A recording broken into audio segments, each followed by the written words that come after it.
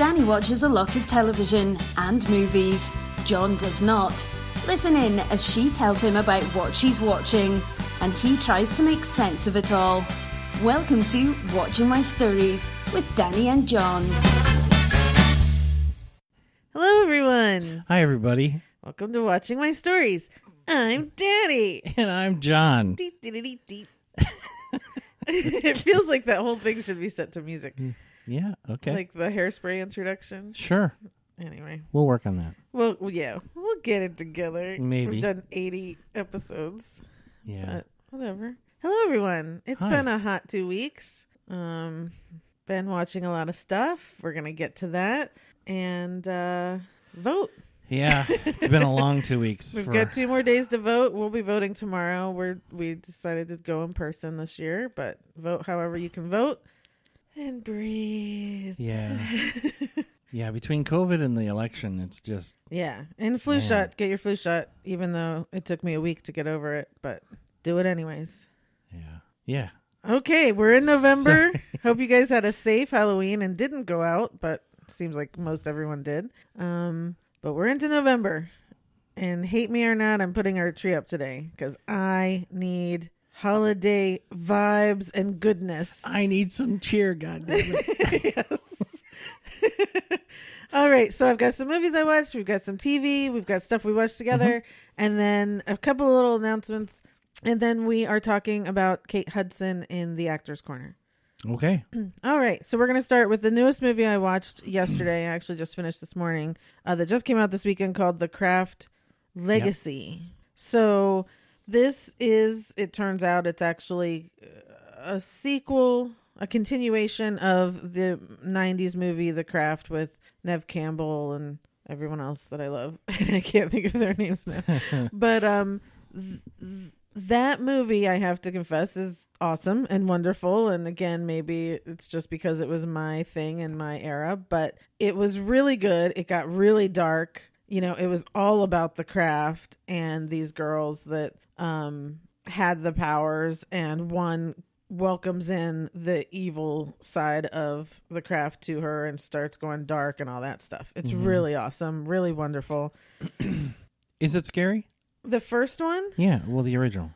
I guess that's the original with Neve Campbell, right? It's not scary. It's dark. It's dark. Okay. Yeah, but Chilling. It's not scary. No, No? just dark because of the evil stuff. But no, not scary or anything like that. Okay. Yeah. Okay. I actually love it. So I was excited to watch this on some level. Zoe Lister-Jones directed it, so I was excited about that. We love her. We do? Yes. Life in Pieces. Oh, okay. Okay. Fawn from New Girl. Fawn. Vote Fawn for council. Oh, Yeah. okay. Yeah.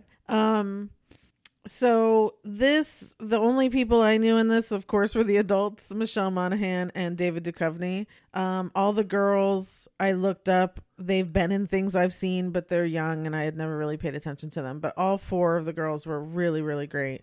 But the movie did not... So this is a Blumhouse production.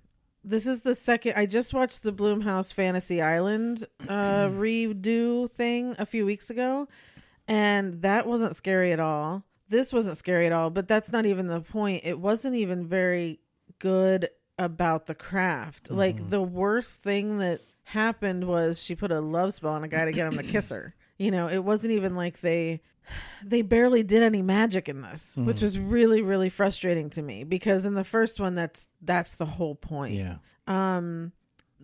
The little twist in it I saw from the very beginning that didn't surprise me at all. The twist at the end, there's a whole nother twist at the end. I loved seeing it, but it also doesn't make a lot of sense. So, you know, they're opening it up to continue the story and see what could possibly happen. The way I envision it happening, it could be really good because they could go really, really dark.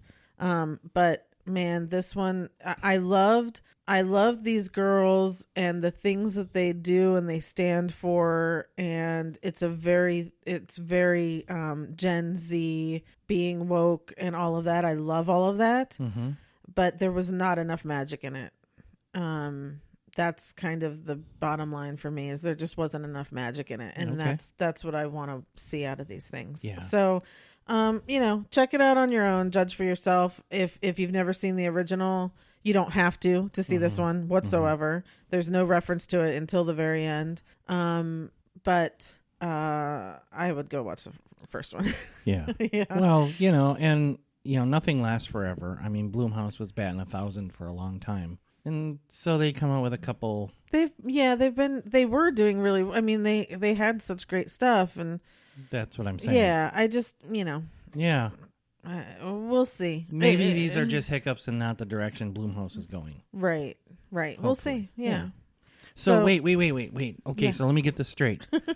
The commercial lady has a name, unless I'm thinking about the wrong person from New Girl. You are thinking about the wrong person? Oh shit. Okay. Fawn Moscato that dated Schmidt. Yeah. That was running for city council. That's not the commercial lady. Oh. Zoe Lister-Jones, and she was on Life in Pieces. She was married to Colin Hanks. Remember, she's very dry. She's very, Okay. Yeah. She's fantastic. Okay. Yeah. She's hysterical. All right. I thought I had just gone through a life-changing Commercial event. lady does have a name. Well, I'm sure she does, but I'm sure we don't know it. No. I've looked her up a million times, though. Anyway, okay, moving on. So The Craft Legacy, it's on pay-per-view. Okay. So you have to buy it or rent it. Next movie is a Netflix movie called Holidate. This is Netflix has gotten into these rom-coms that I keep talking about every episode, basically. Mm-hmm. This one has Emma Roberts in it. And the guy, and I forgot to even look up his name. He's Australian, so that's all you have to know. That's the point of watching the movie. Okay. It's the guy. It's a typical rom-com. They have this meet cute at a store. Both of them don't want to be in relationships, but they hate not having someone there for the special holidays. So they decide to just be each other's holidates. So they only meet up on holidays. Valentine's Day, St. Patrick's Day, Cinco de Mayo, and hang out on those days. Platonic, but just so their families leave them alone and don't try and fix them up and blah, blah, blah, blah, blah. Mm-hmm. But just like every rom-com tells you, the longer you spend time with someone, you will fall in love with them. And so that's kind of what happens here. Platonic in air quotes. Yeah. There's good people in there, though. Jessica Capshaw's in it, and Kristen Chenoweth is in it, and... I'm blanking out, but there was, it was entertaining enough. Okay. Again, right now when we're looking for stuff to fill the time because there's not a lot out, this is a perfectly fine holiday movie to just kick back and watch, because it's not as cheesy as a Hallmark or a Lifetime movie. It's much better quality than that. And I'm not a huge fan of Emma Roberts, but she's decent enough in this that I was fine with it. Okay, good. And it's actually more R-rated than most rom-coms, which I actually really liked. It felt very much more like normal life than those cheesy Hallmark type things. Sure. So that was good too. I really appreciated that. Yep. Okay. Okay, so that's Holidate on Netflix. The next movie I'm going to talk about is on Apple TV Plus, which is On the Rocks with Bill Murray and Rashida Jones. Oh, yeah. And this is directed and written by Sofia Coppola. So I was really excited to see this. Obviously, how can you go wrong with all of that? I would think. And you can't. It's not that it went wrong. It just wasn't as good as I thought it would be. It turned out to be a different story than I thought it was going to be. But it was still really good because there's so Bill Murray plays Rashida Jones's father. Rashida Jones thinks that her husband may be cheating on her. The husband is Marlon Wayans, and she thinks he's cheating on her. And so Bill Murray kind of kicks into gear and wants to stalk him and hires a private detective, and they kind of drive around and go around trying to follow him and see if they can catch him in the act. And he's a typical kind of, he wasn't absent, he just has a life basically as a father, and so he was kind of always, he was a jet setter and made a lot of money and that sort of thing. So they have a connection, but it's not a real deep connection. So there's that story, there's the father-daughter story. But what I kind of loved about it was, your typical thing, you would think that at some point they're going to catch him and there's going to be that, like, then there's going to be the breakup and the father's going to have to be there for the daughter, that's what you think is coming. Right. And kind of what I loved was the pivotal point was he was going to Mexico supposedly for a business trip, and they didn't believe him, so they went down to Mexico. And right when she's about to knock on his door, he called and he was home. The husband had gone home because work was over and he wanted to get home early. And so by the time she gets home, then the whole thing comes out. And it's the typical, what I loved about this was that it was such a typical thing that happens between couples, especially when you don't communicate as openly as you want. And if anyone's watched the Brene Brown special on Netflix, it's the thing about the story you tell yourself, right? So she was telling her, Rashida Jones's character was telling herself that the husband was cheating because he claimed he was working all the time. And she had noticed that one of his working colleagues was this beautiful woman and blah, blah, blah, blah, blah. So she was telling herself that story. He was telling himself that he needed to work his butt off so that his wife would be proud of him. And so when they finally sat down to talk, she says, you weren't here, you were working, you weren't home, you were ignoring me, whatever it was. And he says, because I've been working my butt off to make you proud. And so the two of them, just by not communicating, had made up these stories because she's like, of course I'm proud of you. I would always be proud of you no matter what. So they just needed to talk. And I loved that it went from kind of this cool father-daughter thing to then really truly being about a relationship between people who need to communicate and be open so that you don't spiral into those stories that we all do. We all are guilty of that at some point or another. And then their story became very lovely. And then the father, Bill Murray, showed up again and they kind of had their little moment too. But it's a very kind of, it's not overly funny. It's not overly dramatic. It's not overly sad. It's just a very lovely kind of, Sofia Coppola. So my favorite movie of hers is Marie Antoinette. After that, it's Virgin Suicides. I love Virgin Suicides. She can tell kind of a quiet story, but still make it loud in moments and make it really appealing. This one was definitely more on the lower scale. A lot of people are comparing this one more because it's Bill Murray to the one Lost in Translation. Yes, thank you. With Scarlett Johansson, who just got married, by the way. Yeah. Congratulations to them. So they're comparing it to that, and it does have that sort of feel of just kind of being this kind of laid back, I'm telling a story about these few characters type thing. So I enjoyed it. You can't not enjoy anything Bill Murray's in, and this character that he's in reminded you kind of, it's definitely a part of him. It was definitely a thing of him that you believe, and so that makes it all worthwhile for me. Yeah. I'll take any moments we can get from him. Yep. Yeah. So that's On the Rocks. It's on Apple TV Plus. I think, there's a lot to kind of get from it, and I think it's worth checking out. Okay. Just you talking about it made me want to watch St. Vincent again. Oh, I can watch that over and over again. It's never on. Yeah. Yeah. We should just buy that so that it's always always on. Okay, next movie I'm going to talk about, which I showed you various clips from, is Borat, subsequent movie film. So, first thing I want to say, I never saw the original Borat.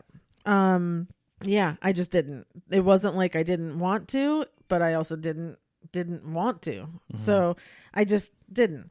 But when this one was coming out, it was too much in the moment. I felt like I just needed to see it. And I love Sacha Baron Cohen so much more now than I did when the original came out. So I was really intrigued to see this. Oh my God, this movie cracked me up. It's hysterical. You have to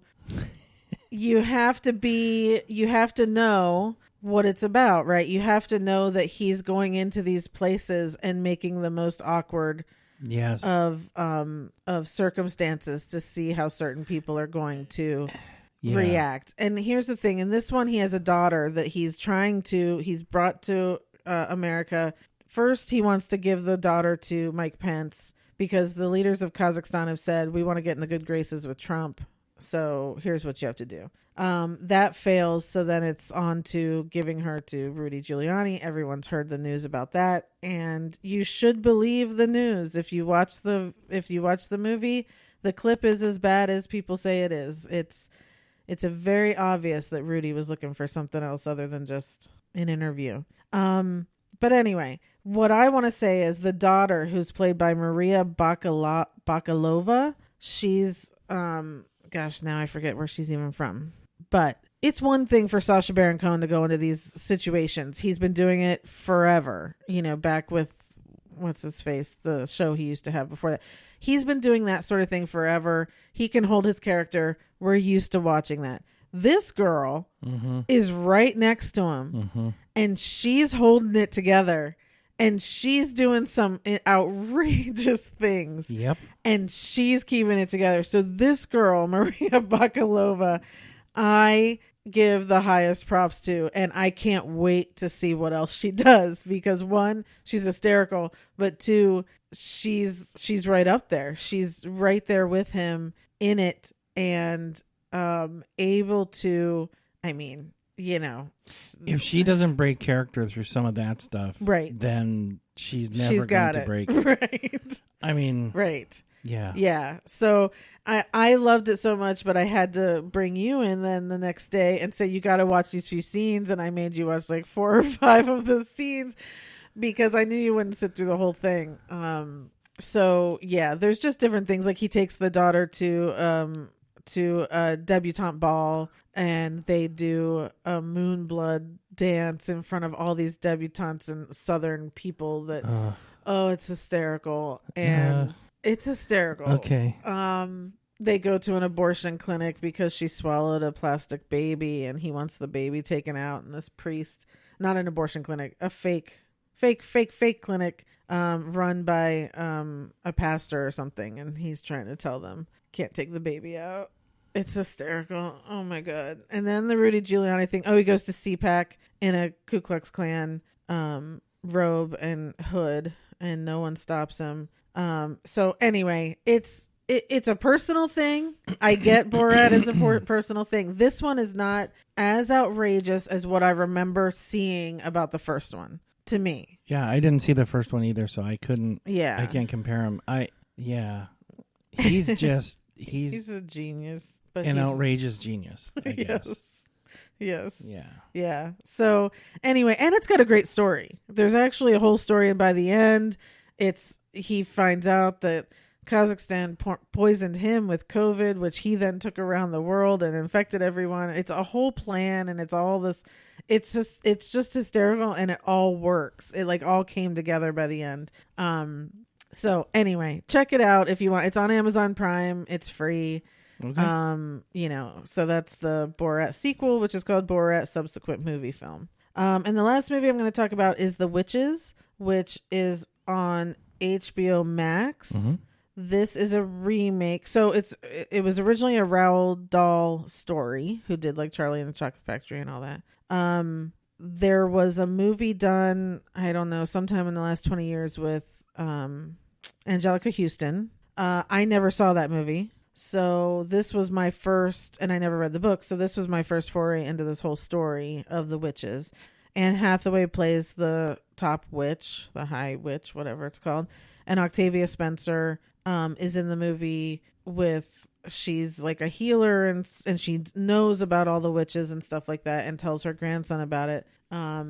What I loved about this was it's Roald Dahl, so it's so imaginative. But my first thing was I don't normally see witches that are like evil, which I know doesn't make sense because like there's like the Snow White witch and like in all those movies the witches are evil. But the things I love, like The Craft or Buffy the Vampire Slayer or Practical Magic, I love what we know as like the Wiccan witches, and they're of the earth, and so what this was witches who have these claws and no toes, and they don't have hair, and they hate kids. So their whole like purpose, like I guess they have kids smell like poop to them. And so the closer a kid is, the more vile the smell Yes.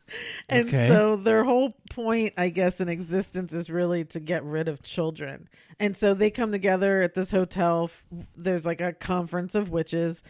And Anne Hathaway has made this potion to turn witches into mice and rats and stuff. And so Octavia Spencer's grandson gets turned into a mouse, and they start this whole thing of how to take down the witches. And it was really entertaining. Again, fun, entertaining, cute story, really short. It felt very short. You know, it went by really quickly. Stanley Tucci's in it as well.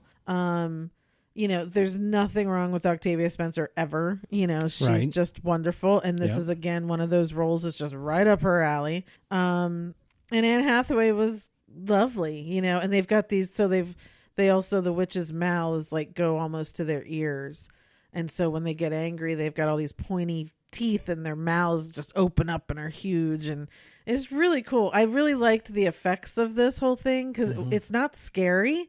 It's very children, you know, very just colorful. And like, I think at one point you asked me what I was watching because the music sounded very Disney-ish. And I told you it was this movie that I was watching. So it's very light and good for children and all of that, but still very fun and different and just a whole kind of different take on a witch's story, basically. Right. Yeah. Right. So I really enjoyed it. And again, it's on HBO Max, which, you know, I don't pay for. It's part of our DirecTV thing. So to me, to have a movie to watch with really good people in it, I'm thrilled. Like I can't, Right.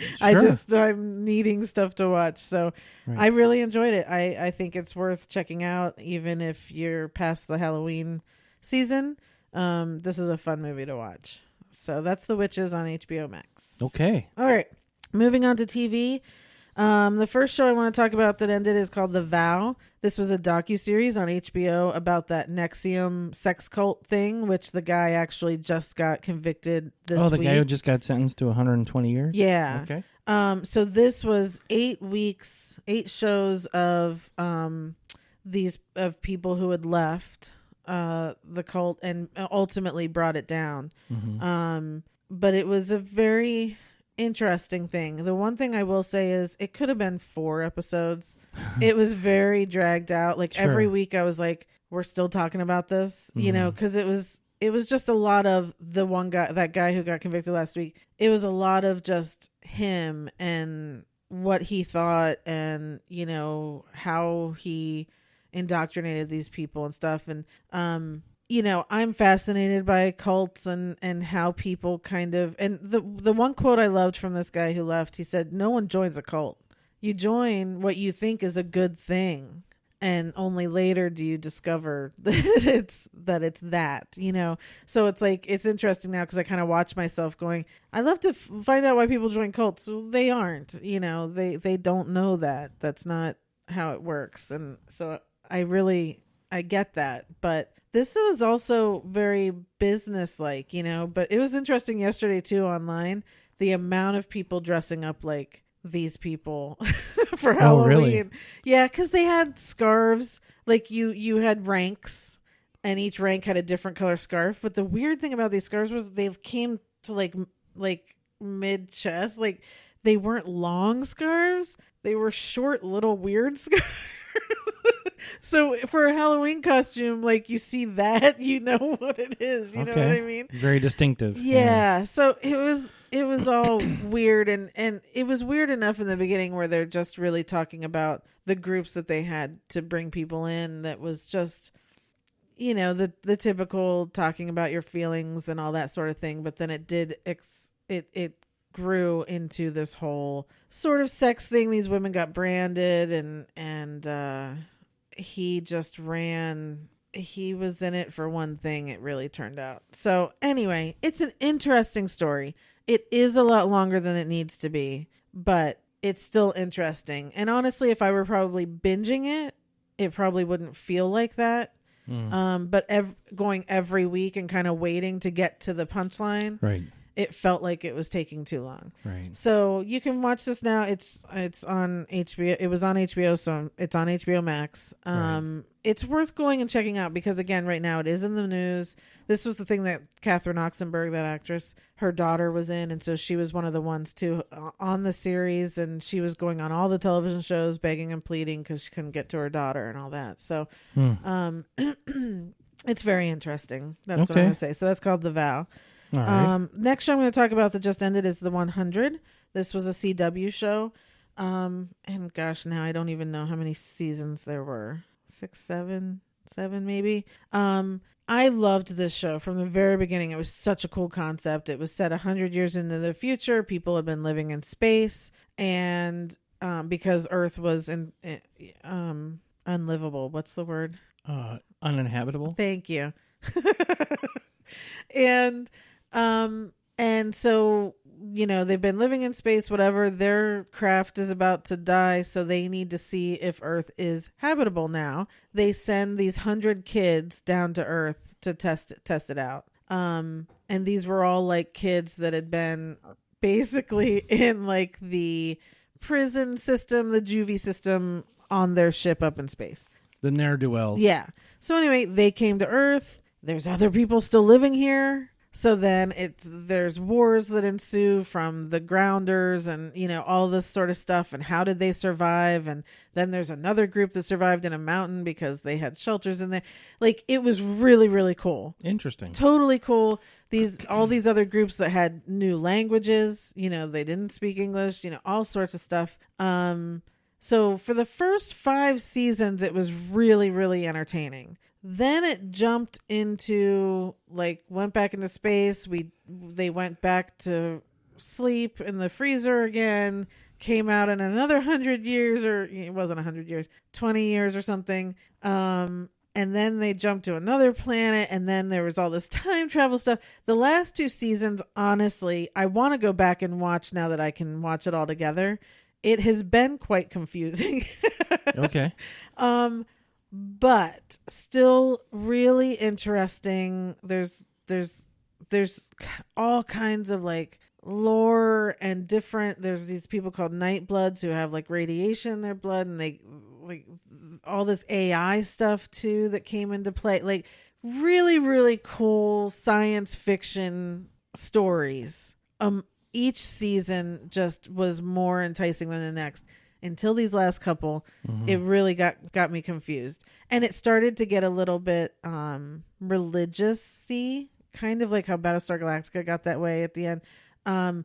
Like, the people that they were now dealing with were people that believed in, you know, the afterlife and different things God. like that. A God. It was never anything we've heard of. They made up this whole new It wasn't the God, thing. it was a God. It was something. It Okay. wasn't even a person really. But anyway, but by these last 5 episodes, it started, you know, again, we get back to our core group again. Lots of emotions, lots of everything. And then the ending, oh my God, I was crying my eyes out, and I'm not going to give it away, but it was actually, I was really, really happy with the last episode and really, really happy with the way they ended it.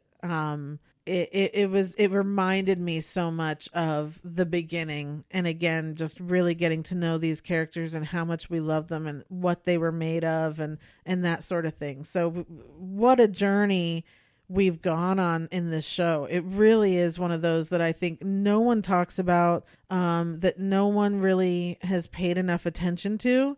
But I'm telling you, especially now when you don't have a lot to watch, go check out the 100 and start watching it. It's a lot of fun and really innovative and original for sure. So do you think I'd like it? Because I'm willing to give it a shot if you think I'd like it.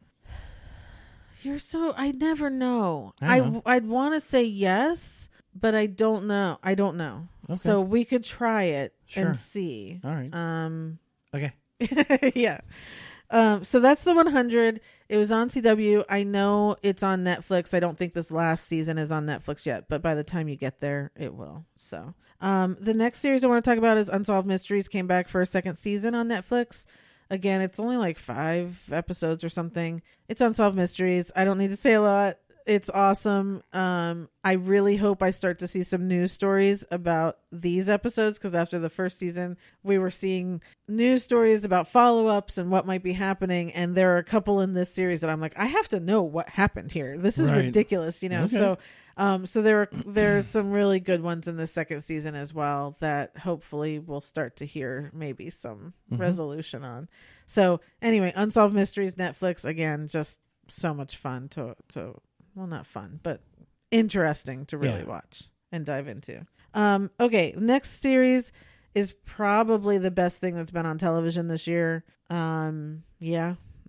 And I'm going to try not to talk a lot about it because there's almost no way to talk about it, but it's called Lovecraft Country. This was on HBO. It's fantastic. I don't even, and I can't. I don't know how to describe it. I tried to my mother and it all came out wrong and it makes it sound unappealing, but it's not. So it's set in 50s, might even be late 40s. In Chicago. It's a black cast. Jordan Peele produced this. And so a lot of it is about being black at that time, or being black at this time, being black period in this country. Yeah, unfortunately, it hasn't changed enough. Yeah. So it's very tense and intense with that aspect.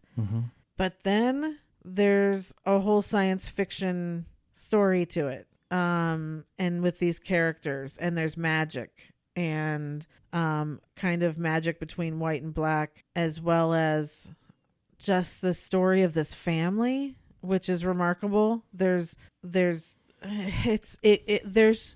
I had to count layers for this, I mean, there's got to be at least 20 layers to this, as far as what the family has to endure, what these different family members go through, how they relate to each other, how they came to be who they are. And then you dive into the ancestry of them and how this bloodline is needed for this magic to become immortal. But then, you know, you go to Japan, and he goes to Japan to fight the main character, and he develops a relationship with a woman played by Jamie Chung, who is in fact has this monster living inside of her that she kills men when she has sex with them. It's like, again, it all sounds insane. I cannot make it sound good enough because I can't tell you the really important things. All I can tell you is the acting is phenomenal. All of these people in the show are so good, and I should have written all of their names down, and I didn't. Most of them you've seen before. You'll know a lot of people. It's a story that is so different, and of course we've never seen a story like this with a black cast in a science fiction purely magical show. That's right. And again, that doesn't matter in those moments, except that it does, because during this time living their lives, it is such a part of that. So it adds to the stress, and it adds to the whole story, because we're watching a family that isn't being accepted in their surroundings, on top of these weird surroundings that are happening all around. It's just, I can't even, but all I'm going to say is it's so freaking good. It was 8 episodes, I think. Yeah, not enough. And honestly, I wish I had waited so I could just binge it all. But instead it was like, and one thing I will say, it's very, very, very, very, very gory. Very gory. But who cares? Because everything else is so good. It's not scary. It's not scary. It's intense. But man, I sat so many times just watching with my jaw open, because I was just like, this is awesome. I can't believe this. And yet it's so believable, right? Because their acting is so good. I can't say enough about it. It's so good. Just go check it out. It's on HBO Max as well. Lovecraft Country. And it's a whole so there was an actual author, someone Lovecraft, who wrote like tons of racist books and crap. So using his name in this was kind of a whole FU to him and that stuff. So cool. So anyway, really, really good. Got to be the best show this year, easily. And not just because shows haven't been on. Even if everything normal had been on, this would have taken the cake. So Right. Okay. yeah, check Cool. that out. All right. Okay, so I just want to quickly go through because, every week when we go through our Actors Corner and all these movies that John hasn't seen, and we're like, oh, we got to watch that. We've actually been watching some older movies. Mm-hmm. So I wanted to go through and just kind of rattle through these things. So a couple weeks ago, we talked about Meg Ryan, and there were a few movies you hadn't watched. Mm-hmm. So this week we did watch IQ, the one with Meg Ryan and Tim Robbins and Walter Matthau, who's Albert Einstein. Yep. So what did you think of IQ? I loved it. I thought it was great. It was so cute. It's so cute. So cute. But it's also, it's like really smart, but like not, it's, you know what I mean? Well, all three of those They're people. like all nerd. They're all super smart people. Yeah, so I think it helps that all three of those people are just naturally intelligent people. So it's not a stretch to believe that, their characters. What I said was it felt like watching Big Bang Theory 50 years in the future. Yeah. Yeah. Right. I really enjoyed it. It was great. You're never gonna. If anybody ever says anything bad about Walter Matthau, I will punch them right in the spleen. Yeah, he made Albert Einstein adorable. He did, Yeah. and he was so believable. Yeah. I mean, you see him, and it's like there's no arguing who he's supposed to be. I mean, Right. It's not like he just nailed it on all fronts. So yeah, it was great. I enjoyed it. I don't know that I had a particularly favorite part of the movie. I just, from start to finish, it was just really enjoyable. Yeah. It's one of those you watch with a smile on your face the whole time. Yeah. Yep. And I think I probably did. I think so, yeah. Yeah. Okay, the next one we watched, so then we started to get into some scarier ones since it was Halloween week. I made him watch Scream, the first one. Yeah. So, okay. It was good. It was good. I didn't love it. Yeah. I didn't dislike it. It was good. It was okay. It was solidly okay. It was a little bit, let's see. I try not to get offended. So. I'm choosing, you have a sharp object in your hand, so I'm choosing my words carefully. It's a pen. Just so people don't think I'm sitting here Oh with yeah. No, I wouldn't knife in my hand. be here if it was a knife. I don't know. There were just aspects of it, especially at the very end, that were almost unbelievable for me. Not that they couldn't happen, but would they? I mean, some of it didn't totally make sense to me, but it is what it is. It's a scary movie. Yeah. I'm not gonna say slasher movie, but No. But for what it was really good and kind of clever. And You're willing to watch the others? yeah, yeah. I'm not clamoring to. Yeah. Scream 3 is my favorite out of the series, so I just want him to get to that one, but we'll see. Yeah. Okay, so then last night or yesterday we watched Paranormal Activity, which you had seen before. I had, but didn't remember at all. Here's the thing about me, 3 years later I can watch a movie and it's like completely fresh to me. Yeah. So that's probably bad. Yeah. But whatever. Yeah, I had seen the whole thing before, but did not remember. Now, I did remember little bits of it. Okay. Like the sleep scenes. Right. Those are the things I remembered. The ghost specialist guy. Uh-huh. Even the boyfriend, I didn't really remember. I guess I remember that she had one and it was him, but I didn't remember those. Okay. So Okay. but the scare scenes, yeah, those were stamped, right? Yeah. Especially that final one. Although I did not, and maybe I was guilty of it the one time I saw it, I did not remember the very closing instant. Her face. Excuse me. Sorry, I'm upset. I did not remember that either. But then I saw a clip of it. Somebody had a clip of it on, I think, TikTok or something, where it was like, "Oh wow, didn't remember that or didn't realize that or whatever." And it turns out you've never watched that. You've never seen it. No, I do always close my eyes at the very last second because when I first saw this, I saw it by myself in the theater, and I just knew I didn't want to see that after she threw his body against the camera. But I have seen it in the second one, so it's kind of the same thing. We'll see. Yeah. So I watch these movies all the time. And actually yesterday, while you were sleeping in, I had watched the second Paranormal Activity yesterday morning at like 7:00 in the morning. But I love the second one. I watch it all the time. There's one scene that I do change the channel for, and then I come back when the dog gets hurt.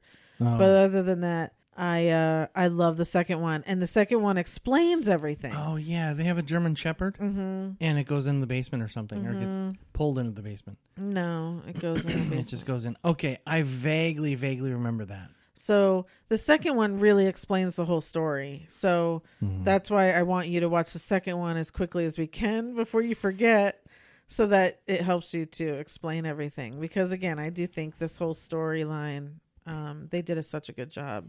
Okay. But the first one, you know, again, no real effects, no monster, and yet it's such a to scare. me, it is this that stuff. See, I'm getting goosebumps right now just talking about it. That stuff is scarier than That was way scarier than Scream, right? Or footsteps up the stairs is scarier than any sound you give me. You know what I mean? And like, what was so genius about this movie was that it wasn't music, but that sound effect that they did when something was about to happen. Yeah. It's like an energy increase. Are you getting scared? Are you seeing this? He's getting scared. I've got 3-layer goosebumps. No. And the hair on my arm is standing up. Oh, terrible. Awful. I hate that. So funny. When we were done, though, I went to the bathroom, and then I didn't know if he was still in the living room. And so I started stomping down the hallway, waiting to see what he was going to do. Yep. He was just sitting there looking at me. I was not happy. Not funny. Not funny. I want to do it at night so bad, but I don't know what. Because we've said, what we joked about was how Mika's such a jerk, and he won't like let her leave the house and all that sort of stuff in the movie. I said, well, I don't have to worry about that with you, except you're pushing me out of the way or stomping on me as you run out the door. So, full disclosure here, a little transparency to me. I scare easy. I've always scared easy. He does. And my best friend in life since childhood loved to scare me and would take every opportunity. So I spent a lot of time as a child in my formative years being scared. So, and it turns out I like scaring him too. So. Well, I think everybody who's ever met me enjoys scaring me, but it turns out that stuff is never very far away, because even just you stomping down the hallway, I had that, you know. Is it her? No, I knew what it was. It was just, I don't know what it is about that. I just. Yeah. I get creeped out pretty easy. That's okay. All right. So we will keep you posted as we keep watching older movies, or John does, and, you know, let you know how it all goes. I just have a couple announcements of little things. One is, I'm sure everyone's heard, but Quibi is kaputs. I get it. They had some investors that didn't. Why are you laughing? That's just a funny phrase. Quibi is kaputs.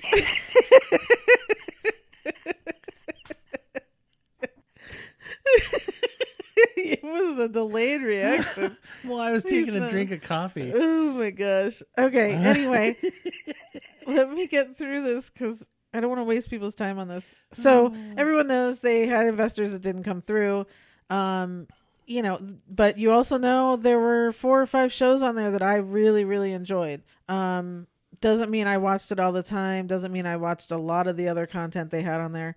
But it's basically, I think, proving that people don't want to pay to watch television on their phones. You know, I mean, I think now I wouldn't have done it if I had to watch on my phone. I was able to put it through the Apple TV and watch it on the television. I would not watch it on my phone. But that's okay. So it's gone. RIP, I guess, whatever. Well, I think, but the other thing I think it might have proven, or at least pointed to as a possibility, is the fact that you don't necessarily have to have half-hour or 1-hour long episodes. And I don't know that it's going to change television or stuff like that, but it won't shock me if, a Netflix or a Hulu or something comes out with some shows that are, short episode shows. I felt like, because I would sit there and still watch for an hour, and most of these things ended up being the length of a movie. So, I think you can still just say it's But a an lot hour of people didn't do that. They'd take their phone with them into the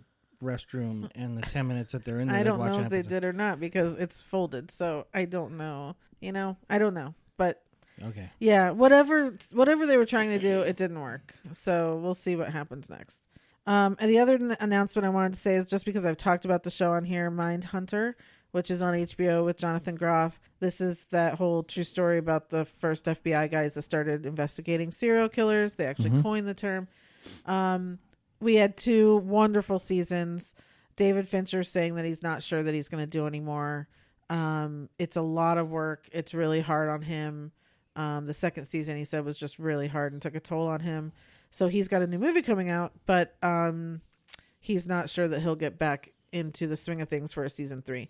He's leaving it open in case, I guess, it comes to him, but it looks like probably not. But I just wanted to remind people, who cares? It's 2 wonderful seasons. It's such a good show. Please go on Netflix and check it out. And it's definitely worth your time.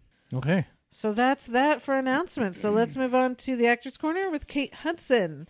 And this turned out to be really easy, because honestly, she hasn't done as much as you think she's done. She hasn't. I was surprised. And actually, when I went through after 3 or 4 times of skimming her whole thing, I was like, man, am I going to have something for everyone? Right. But I ended up, yes. Okay. Yeah. All right. So start with movies you love. Well, Fool's Gold. I think that's actually my favorite movie of hers. Okay. And it's equally her and Matthew McConaughey. I mean, in that combo, how many movies have they done together? 2. That's it? Yeah. Oh my God. It seems like a lot more than that. But they definitely have a chemistry. Yeah. So yeah. I guess the 2 that I have for love, How to Lose a Guy in 10 Days. Yeah. Yeah. I guess I really like that combo. So I have those 2 under like, and we came up with Kate Hudson because we were actually sitting there watching Fool's Gold. If it's on, one of us is watching it. Yeah, absolutely. Same with How to Lose a Guy in 10 Days. It's just fun. I don't have them under love because I have these others that I love more, but they're just fun. Typical rom-coms, but fun. Yeah, Fool's Gold is the only one that I feel, when it's on and I'm flipping through. Yeah, that's true. You do always watch I will watch that. Yeah. How to Lose a Guy in 10 Days. I kind of have to be in the right mood for that one. But Fool's Gold to me is like... She cracks me up in that one, and How to Lose... Yeah, oh yeah. She's so funny just trying to get him to not like her. Right. Yeah. Okay, for my love, I've got Almost Famous. Of course, it's a classic. I know you haven't seen it. We'll work on that. And then the 2 that you don't like, Bride Wars with Anne Hathaway and Something Borrowed. I could turn it on right now. Something Borrowed is probably on. I know you hate that movie. I don't hate the movie. And Bride Wars, I mean, your girl wrote it. June Diane Raphael and Casey Wilson wrote that movie. Yeah. I love both of those. They're on all the time, so luckily I watch them all the time. That's the only reason why they're in love versus the other 2, because I think right now I'm watching those 2 way more than the others. She's just good in those sorts of things. It is what it is. I think I just had a breakthrough.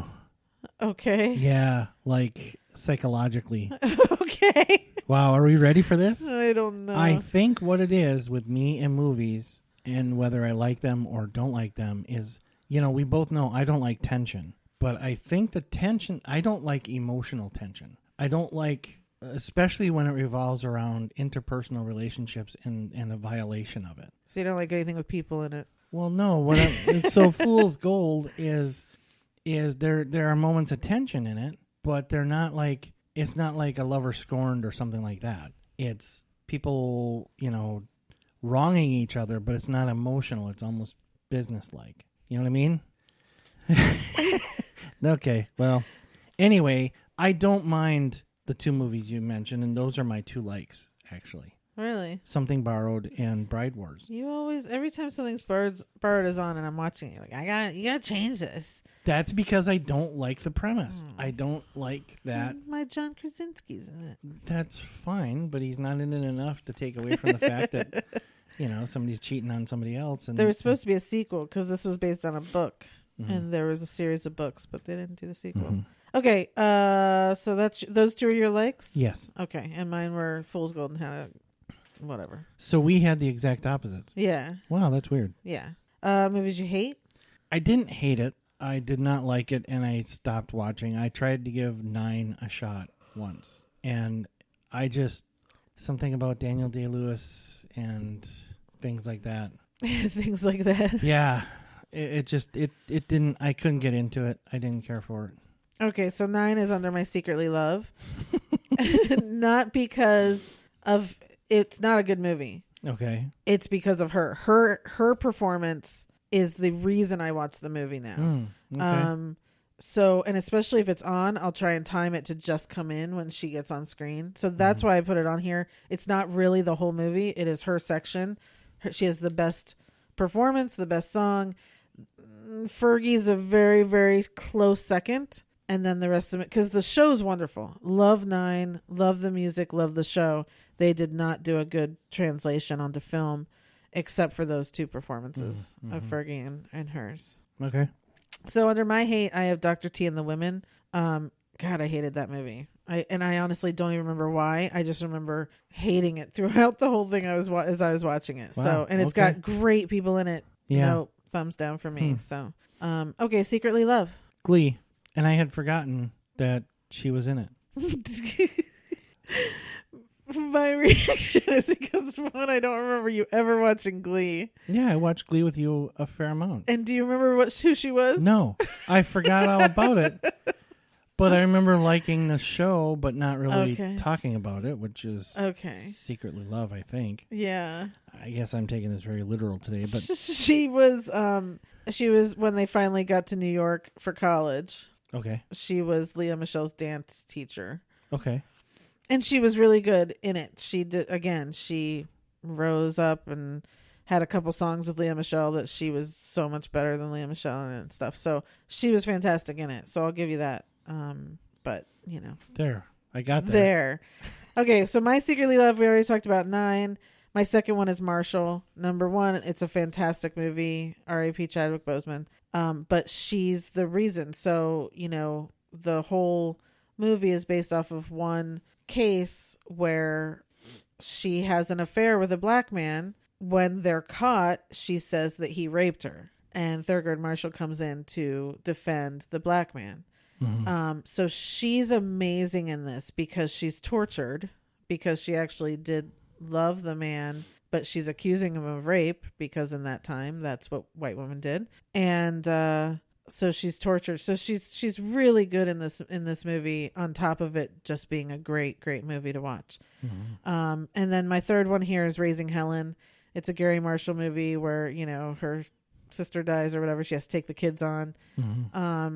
It's just one of those feel good, rising to the occasion movies, and she's great at that. Yeah. I really love Kate Hudson. I can't wait. It does feel like she hasn't been working in a while. She's been having kids and doing all that sort of stuff, but I really hope she comes back soon and does some really good stuff, because she's entertaining in these light roles, but then she's got other ones where she really digs in and she's really good. So yeah, I don't know of her giving a bad performance or something that you wouldn't like. Right. The movies that I don't like, or the movie that I didn't like, had nothing to do with her. Right. Yeah. It was just the movie around her was just not good. Yeah. I'll have to just show you her performance in that. Okay. See. Yeah. Embarrassed you haven't seen? Almost Famous. Yeah, you should be.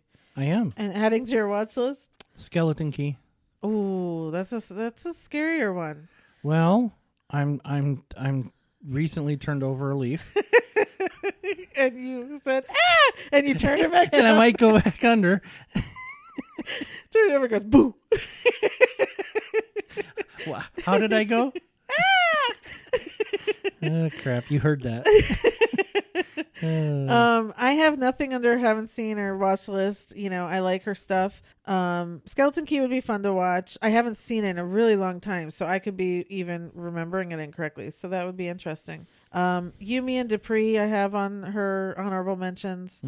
Her first movie I saw was About Adam, which I really loved. It was a really cool story about these three sisters and this guy, and it was just interesting. Who was the third person in Yumi and Dupree? Because it was Owen Wilson. Matt Dillon. Oh, that's right. Yeah. That's right. I did have Glee on here. Wish I Was Here, the movie that Zach Braff wrote and directed. Mother's Day. Deepwater Horizon. She's good in that too, playing the wife trying to find out what's going on with her husband. So, you know, she's got good stuff. We really enjoy her in this household, that's for sure. So I think that's it then. Yeah. All right. That's it for now. So we'll be back in a couple weeks. We'll be watching our friends' Thanksgiving episodes and the few Thanksgiving movies that we have in prep. Yeah. Honorable mention. The Great Pumpkin. Oh, you're right. Yeah. Yeah, because we hadn't watched that. You hadn't watched that, I think, in forever. Yeah, probably 45 years. Yeah, so we did watch that. Poor Charlie Brown. He breaks my heart. How do the adults know to give him rocks? I got another rock. It makes me angry. Like, first off, how do they know that it's Charlie Brown under there? And why are the adults being mean to him and giving him rocks? Well, I wouldn't, think too hard about it. It's really easy to. It makes me angry. Well, that I feel so bad for him. Yeah, that I don't doubt and I understand, but And then they draw the pumpkin on his head. It's so mean. My poor Charlie Brown. It's not funny. It really is. Snoopy with the, flying around. And anyway, it's good. It's just good. Linus waiting for the Great Pumpkin. There's just nothing better. He steals the show for me in this one and in the Christmas one.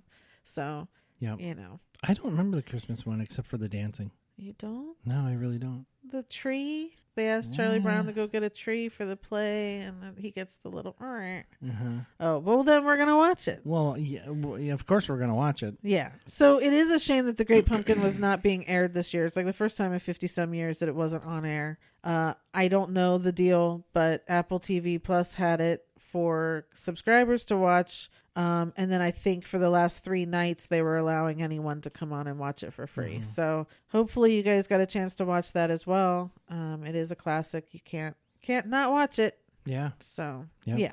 All right. Well, we will be back in a couple weeks then. We hope everyone has a safe beginning to November and get adjusted to the new time. And go vote. Go vote and cross your fingers. Yes. And breathe.